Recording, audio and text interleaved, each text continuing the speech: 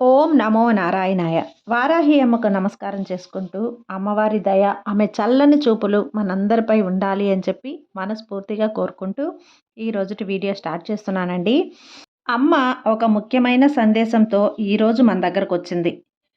ఆ సందేశం ఏంటంటే, తల్లి, నీ దగ్గర ఒక ముఖ్యమైన విషయం చెప్పాలనే ఈరోజు నీకు ఈ మాట చెప్పడానికే నన్ను ఎంతగానో మొక్కే నువ్వు నమ్మకం పెట్టుకున్న ఈ వారాహి అమ్మ నీ దగ్గరకు వచ్చేసిందమ్మా.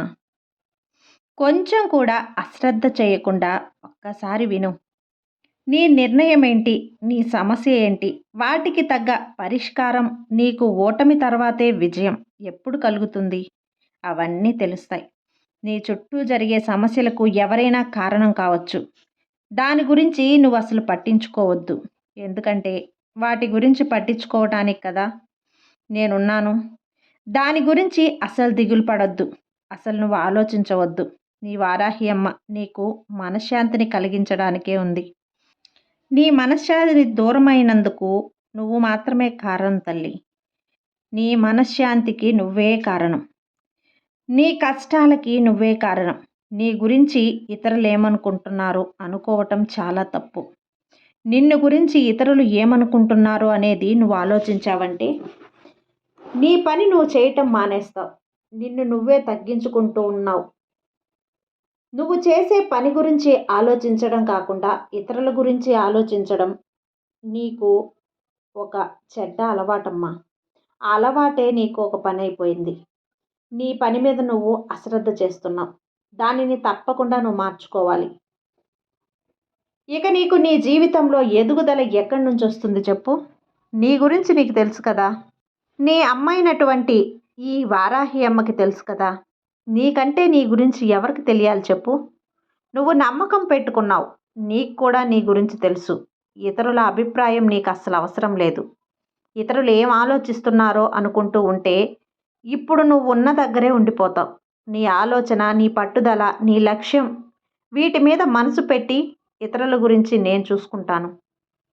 ముందు వాళ్ళు నీ గురించి ఏమనుకుంటున్నారు అనేది వదిలేసేయి. ఒకటి గుర్తుపెట్టుకో, నువ్వు నీ గురించి ఎవరి దగ్గర ఆలోచించనవసరం లేదు. మనసులో ఎలాంటి గందరగోళాలు, భయాలు, దిగులు అనేటివి పెట్టుకోకుండా వ్యతిరేక ఆలోచనలన్నింటినీ కడిగి పారేసేయి.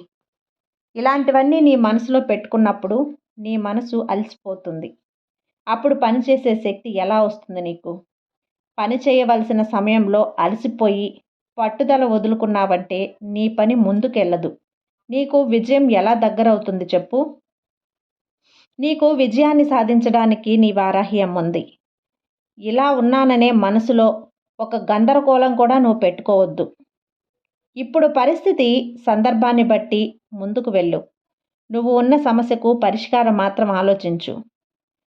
నీ వారాహి అమ్మ ఏదో ఒక విధంగా మంత్రాల రూపంలోనో, పరిష్కారాల రూపంలోనో, పరిహారాల రూపంలోనో నీకైతే పరిష్కారం చూపిస్తుంది.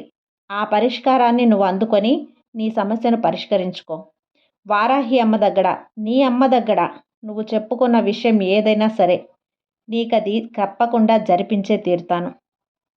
నువ్వు అనుకున్నది తప్పకుండా నీకు దొరుకుతుంది. ఈ లోకం నిన్ను చిన్న చూపు చూసినా సరే ఒక్కొక్కసారి ఒక్కొక్కలా మారుతూ ఉంటారు. కానీ అవన్నీ పట్టించుకోవద్దు. ఒకరికి నువ్వు నచ్చాల్సిన అవసరం లేదు. మరొకరికి నువ్వు నచ్చకుండా కూడా పోవచ్చు. ఈ లోకం అంతే. ఎవరిని కూడా ఏమీ అనలేం. ఒక్కొక్కరికి ఒక్కొక్క అభిప్రాయం ఉంటుంది. నిజాయితీగా నీ మనసుకి నువ్వు నిజాయితీగా ఉన్నప్పుడు ఎవరి గురించి నువ్వు దిగులు పడాల్సిన అవసరం లేదు. నిన్ను మంచి అన్నవాళ్లే, చెడు అన్నవాళ్ళు కూడా పట్టించుకోవద్దు. మనుషులే కదా, ఇవన్నీ నిర్ణయించేది మనుషులే కదా. నువ్వు చేసే పనులకు ఫలితం మాత్రం భగవంతుడే ఇస్తాడు. దానిని గుర్తుంచుకో. దానిని మాత్రమే గుర్తుంచుకో. అదే నీ భవిష్యత్తుని తీర్మానిస్తుంది.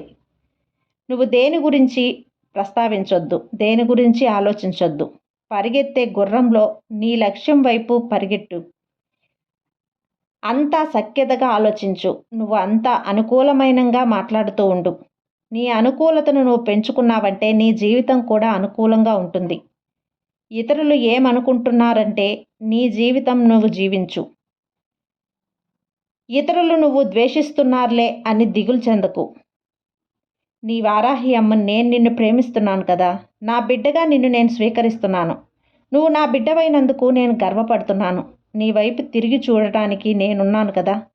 ఎవరికీ నీ దగ్గర లేకపోయినా, ఎవరూ నీ దగ్గరికి రాకపోయినా నేనున్నాను. ఇక నీకు కావలసిన విషయం నీకు ఇవ్వాలా లేదా అన్నది నేనే నిర్ణయిస్తాను. నీకు కావాల్సింది సరైన సమయంలో నీకు తప్పకుండా నేను చేరుస్తాను. ప్రతి శుక్రవారం, మంగళవారం, పంచమి రోజు, ఆదివారం ఒక్క దీపాన్ని వెలిగించు. అమ్మా అని వేడుకో. నీ కష్టాన్ని నేను గట్టెక్కిస్తాను. నీ శత్రువులని నేను తరిమి కొడతాను. నీకు మంచి సమయం నేను కల్పిస్తాను. కాబట్టి ఎవరి గురించి ఆలోచన చేయకుండా, ఎవరి గురించి వాళ్ళు జీవించాలి. కాబట్టి నీ జీవితం గురించి మాత్రమే నువ్వు ఆలోచించు, శ్రమించు. ఆలోచన అనేది నీ జీవితంలో ఆనందానికి మాత్రమే తావు ఉండాలి. నువ్వు నాతో ఉన్నావు కదా, నీ గురించి పూర్తిగా తెలుసుకున్నాను కదా. ఇక చెబుతున్నాను తల్లి, దిగులు పడకుండా నీ లక్ష్యం వైపు ముందడుగు వెయ్యి. తప్పకుండా నీకు విజయం అనేది అనుగ్రహిస్తాను.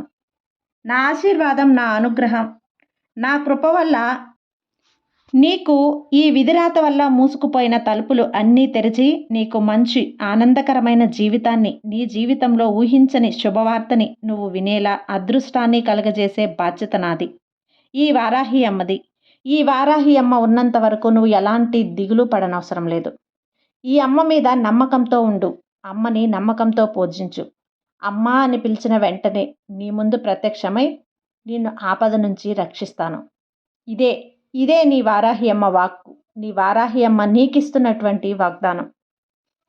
అది ఫ్రెండ్స్, ఈ వీడియో మీకు నచ్చినట్లయితే లైక్ చేసి సబ్స్క్రైబ్ చేయండి. మరికొంతమంది భక్తులకు షేర్ చేయండి. సర్వే జన సుఖినో భవంతు. జై వారాహి మాత.